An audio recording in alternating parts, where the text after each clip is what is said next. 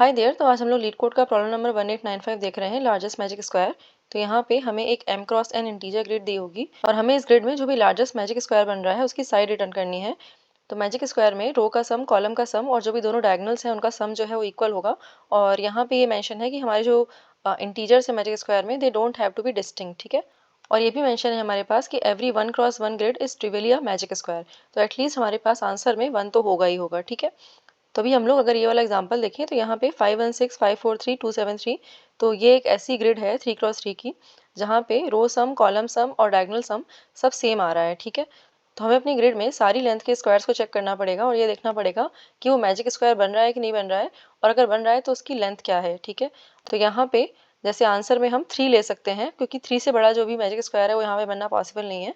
तो हमें बेसिकली अपने सारे जो स्क्वायर्स हैं चेक करने हैं। तो यहाँ पे मिनिमम हम लोग 2 लेंथ के स्क्वायर से स्टार्ट कर सकते हैं क्योंकि जो 1 लेंथ वाला स्क्वायर है that is already a magic square. तो हम यहाँ पे 2 से स्टार्ट करेंगे और यहाँ पे जो भी मैक्सिमम स्क्वायर होगा उसकी जो साइड होगी that will be minimum of m और n, ठीक है। तो यहाँ पे जैसे हमारे पास रोज 4 हैं और कॉलम्स 5 हैं, तो इस वाले एग्जांपल के लिए हमारे पास मैक्सिमम जो स्क्वायर मिलेगा चेक करने के लिए दैट विल बी 4 क्रॉस 4, ठीक है। तो यहाँ पे हम लोग एक ऑप्टिमाइजेशन कर सकते हैं जब भी हम लोग अपने स्क्वायर में चेक कर रहे हैं कि वो मैजिक स्क्वायर है कि नहीं, क्योंकि हमें हर एक मैजिक स्क्वायर के लिए बेसिकली रो सम निकालना है, कॉलम सम निकालना है, डायगोनल सम निकालना है। तो अगर हम ये रो सम, कॉलम सम, डायगोनल सम पहले से कैलकुलेट करके रख लें किसी प्रीफिक्स सम एरेज में, तो हम इजीली ये जो सम है वो कैलकुलेट करके अपने आंसर के लिए रिटर्न कर सकते हैं, ठीक है। तो यहाँ पे आंसर के लिए जो मैक्सिमम वैल्यू है वो हम 1 लेके चलेंगे क्योंकि जो हमारा 1 क्रॉस 1 का स्क्वायर होता है that is already a magic square, ठीक है। अभी हम अपने सारी लेंथ के स्क्वायर्स को चेक करेंगे। तो हम स्टार्ट करेंगे लेंथ इज इक्वल टू 2 से और हम जाएंगे length is less than equal to minimum of m and n, ठीक है। अभी हमें लेंथ 2 के जितने भी स्क्वायर पॉसिबल हैं सबको चेक करना है, ठीक है। तो हम रोज यू से स्टार्ट करेंगे और रो प्लस लेंथ अगर हमारी less than equal to m है तब तक जाएंगे हम लोग, क्योंकि उसके बाद हमें ऑफ कोर्स स्क्वायर नहीं मिलेगा। सेम काम हम कॉलम के लिए करेंगे। तो यहाँ पे बेसिकली हम एक चेक मैजिक करके फंक्शन कॉल कर लेते हैं और इस फंक्शन का काम होगा to check if this particular square is a magic square और नॉट। तो हम इसमें यहाँ पे जो भी लेंथ है अपनी साइड की वो भी भेज देते हैं और अगर ये स्क्वायर मैजिक स्क्वायर है तो हम यहाँ पे जो मैक्स की वैल्यू है वो अपडेट कर देते हैं। तो यहाँ पे before calling this check magic function हमें ना अपना प्रीफिक्स सम भी कैलकुलेट करना पड़ेगा सारी रोज के लिए, कॉलम्स के लिए और डायगोनल्स के लिए। तो उसके लिए भी एक फंक्शन लिख लेते हैं।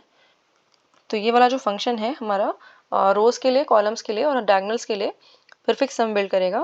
तो यहाँ पे प्रीफिक्स सम की जो एरे हैं उनके लिए हम कुछ वेरिएबल्स ले लेते हैं। तो रो प्रीफिक्स के लिए हम वेरिएबल ले लेते हैं और उसके अलावा कॉलम वाली जो हमारी प्रीफिक्स बनेंगे उसके लिए वेरिएबल ले लेते हैं, डायगोनल 1 के लिए जो प्रीफिक्स बनेगा और डायगोनल 2 के लिए जो प्रीफिक्स बनेगा।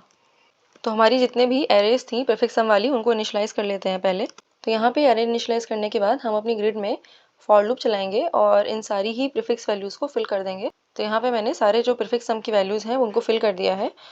तो रो प्रीफिक्स सम में हमारे पास हॉरिजॉन्टल वैल्यूज ऐड करते जा रहे हैं हम लोग और कॉलम प्रीफिक्स में हम लोग जो भी हमारी वर्टिकल वैल्यूज है उनको ऐड करते जा रहे हैं। डायगोनल 1 में हम लोग टॉप लेफ्ट से बॉटम राइट तक जो वैल्यूज आ रही है उनको ऐड कर रहे हैं और डायगोनल 2 में हम लोग बॉटम लेफ्ट से टॉप राइट तक जो वैल्यूज आ रही है उनको ऐड कर रहे हैं, ठीक है।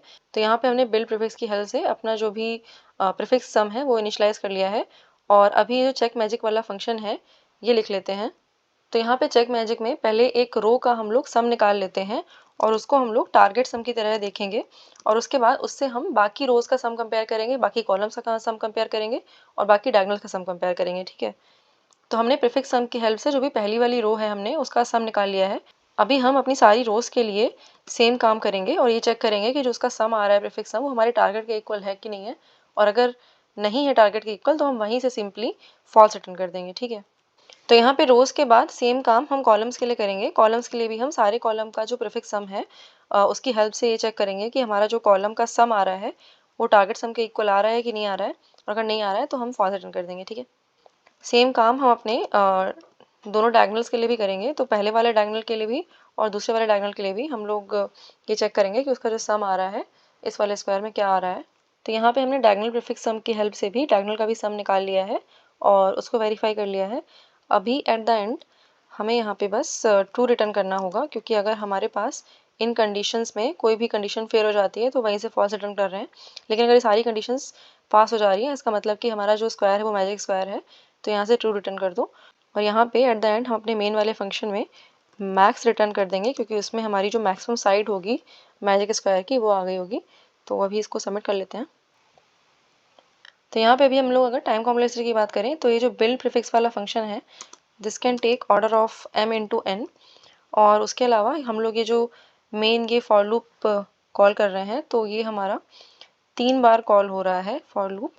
तो उसकी वजह से हमारी जो टाइम कॉम्प्लेक्सिटी आ रही है that is going to be पहले तो minimum of m and n। तो let's say this is minimum of m and n and m into n। तो यहाँ पे चेक मैजिक वाले फंक्शन में हम सारी रोज के लिए चेक कर रहे हैं कि टारगेट सम क्या है, सारे कॉलम्स के लिए भी चेक कर रहे हैं और डायगोनल्स के लिए चेक कर रहे हैं। तो अगर हमारे पास m रोज हैं और n कॉलम्स हैं so we can take m plus n time यहाँ पे, ठीक है। तो this should be the overall time complexity of our function. और अगर हम स्पेस कॉम्प्लेक्सिटी की बात करें तो this should be order of m into n, क्योंकि यहाँ पे हम जो प्रीफिक्स सम वाली एरेज यूज़ कर रहे हैं that can take order of m into n। और उसके अलावा यहाँ पे हम कोई भी स्पेस नहीं यूज़ कर रहे हैं। So yeah I think that was all for this video. Thank you for watching. I will see you next one. Bye bye.